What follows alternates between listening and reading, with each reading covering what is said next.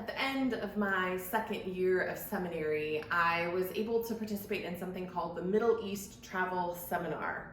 It was 3 weeks traveling around the Middle East, Syria, Lebanon, Jordan, the Sinai Peninsula of Egypt, Israel, Palestine, and Greece, so that we could study history and religion and archaeology and go to these sites.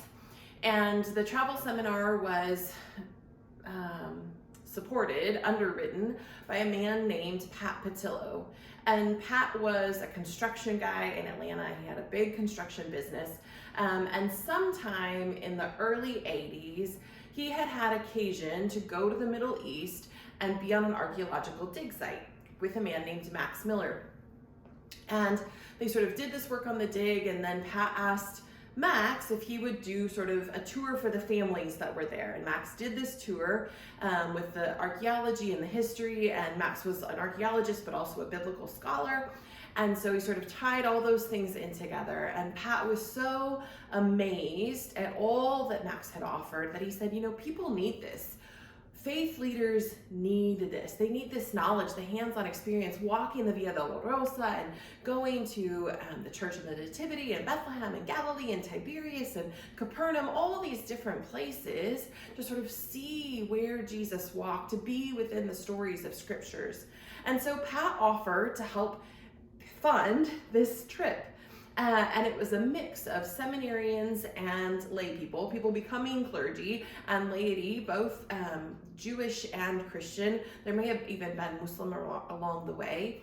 And by the time it got to me, I think it was the 25th anniversary year, there were 2 separate travel groups, 20 in each group, 15 seminarians and 5 lay people, Catholic, Jewish, Episcopalian, Baptist, Southern Baptist, United Methodist, a whole mix of folks representing different belief systems and theologies and doctrines, all in this mishmash. So these 2 groups riding on greyhounds, going to these cities and these countries, exploring the geology and the archaeology and the religious sites, having local tour guides, learning the history.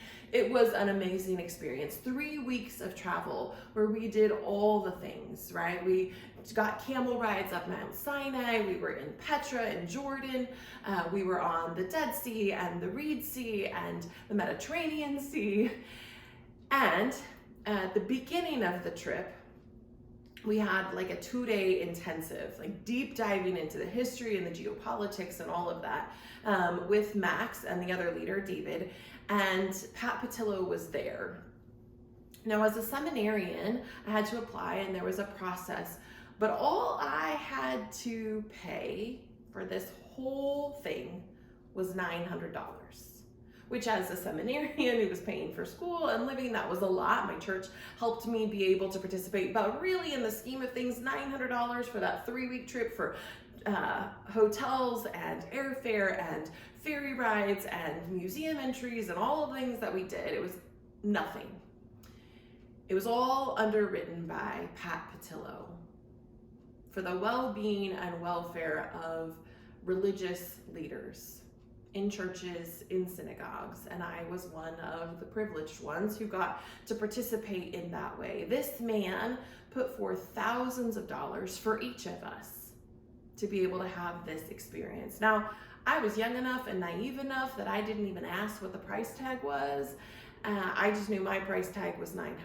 But in these 2 days intensives, we're in these long workshops, taking notes, studying the history, and we stopped for lunch, and you know, it was sandwiches or something like that. And we're sitting around visiting, getting to know the other people that are a part of the trip. And I'm sitting at my table and we finished eating, but we aren't clearing. We're just sort of chit-chatting.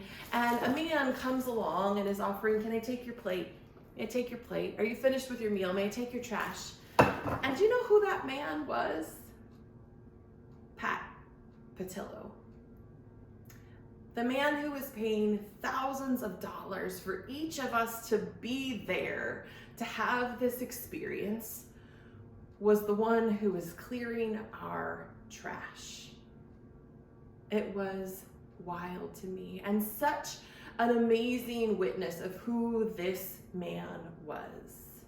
He had every right for each of us to be coming and serving him and waiting on him based on what he was offering us, but that wasn't his mindset. That wasn't his personality. He was this humble servant leader, demonstrating to us what it meant to him to be a follower of Christ, empowering the future of the church and the faith and other faiths, right? Our sibling faiths, but also engaging in simple acts of service. I learned recently that Pat Patillo passed away. I am saddened by his death, and yet so very blessed by his life, by the gifts that he offered and the example that he set of generosity, humility, and service. I can only hope to live that way in my own life. Take care, friends.